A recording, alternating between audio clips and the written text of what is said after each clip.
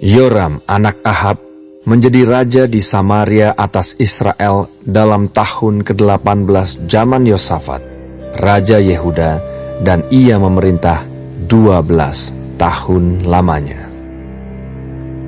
Ia melakukan apa yang jahat di mata Tuhan, tetapi bukan seperti ayahnya dan seperti ibunya. Ia menjauhkan tugu berhala Baal yang didirikan ayahnya. Namun demikian, ia masih berpaut kepada dosa Yerobeam bin Nebat yang mengakibatkan orang Israel berdosa pula. Ia tidak menjauhinya. Mesa Raja Moab adalah seorang peternak domba. Sebagai upeti, ia membayar kepada Raja Israel 100.000 anak domba dan bulu dari 100.000 domba jantan. Tetapi segera sesudah Ahab mati, memberontaklah Raja Moab terhadap Raja Israel. Keluarlah Raja Yoram pada waktu itu dari Samaria, lalu ia memeriksa barisan seluruh orang Israel. Selanjutnya ia menyuruh orang kepada Yosafat, Raja Yehuda, dengan pesan, Raja Moab telah memberontak terhadap aku.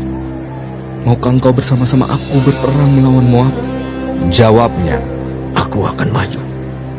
Kita sama-sama, aku dan engkau, rakyatku dan rakyatmu, kudaku dan kudamu.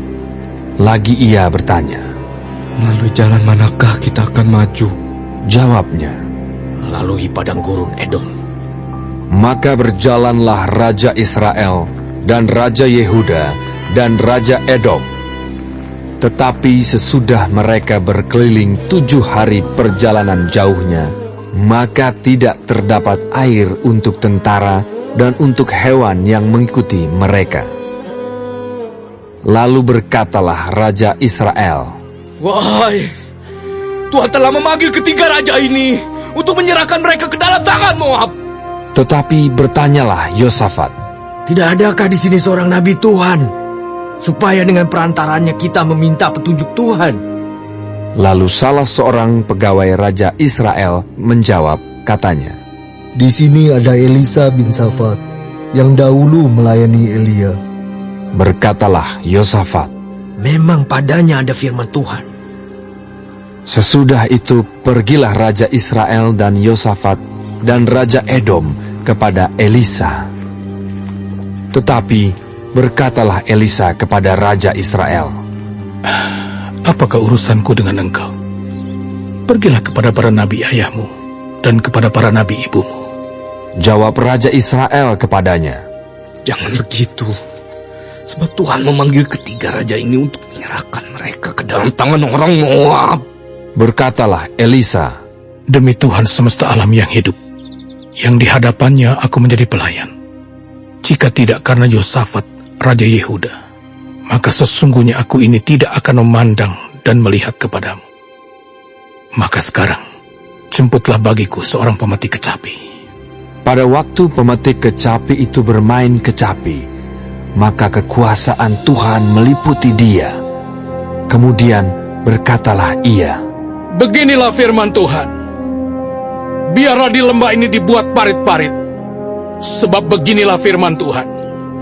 Kamu tidak akan mendapat angin dan hujan, namun lembah ini akan penuh dengan air, sehingga kamu serta ternak sembelihan dan hewan pengangkut dapat minum.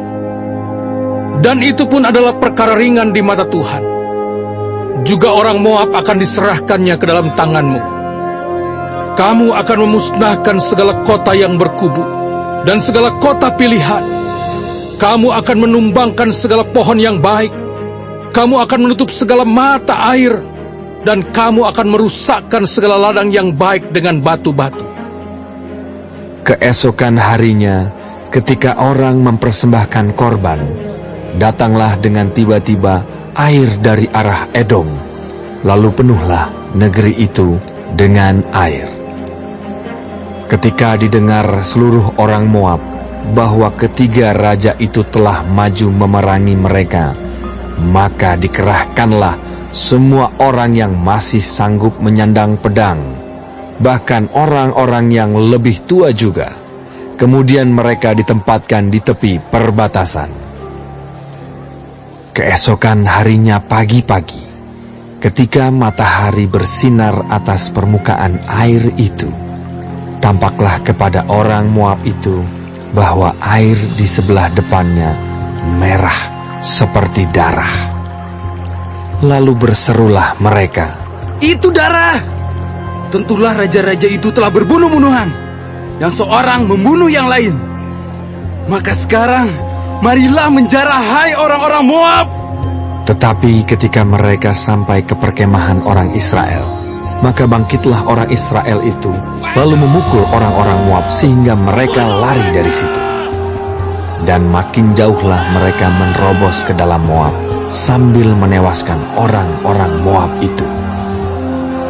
Mereka meruntuhkan kota-kota dan menutupi setiap ladang yang baik dengan batu, karena setiap orang melemparkan batu ke atasnya. Mereka menutup segala mata air dan menumbangkan segala pohon yang baik, sampai hanya Kir Hareset saja yang ditinggalkan. Tetapi kota ini ditembaki oleh orang-orang pengumban dari segala penjuru. Ketika Raja Moab melihat bahwa peperangan itu terlalu berat baginya, diambilnyalah 700 orang pemegang pedang bersama-sama dia untuk menerobos ke jurusan Raja Edom, tetapi tidak berhasil. Kemudian ia mengambil anaknya yang sulung, yang akan menjadi raja menggantikan dia, lalu mempersembahkannya sebagai korban bakaran di atas pagar tembok. Tetapi kegusaran besar menimpa orang Israel, sehingga mereka berangkat meninggalkan dia dan pulang ke negeri mereka.